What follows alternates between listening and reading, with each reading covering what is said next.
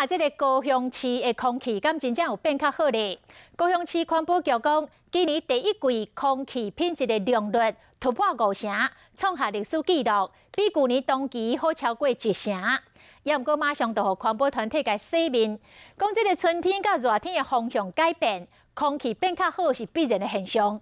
真正要加强的是秋天甲冬天，这才是关键。 长时间住伫小港大南部居民手机内面有记录到雾雾的天空、乌烟废气，空气污染是在地人上沉重的负担。空气品质即马敢有变好？其实是雾霾，它的味道很重。高雄市环保局公布信息，今年头一季空气品质优良比率突破5成，创下历史的纪录，比去年同期增加超过1成。PM2.5平均值比去年较低。 南部反空污联盟表示，春夏方向改变，空品改善是一定现象。重点是秋冬的空品才是关键，佮加上环保局的仪器老旧，卖影响监测的数据。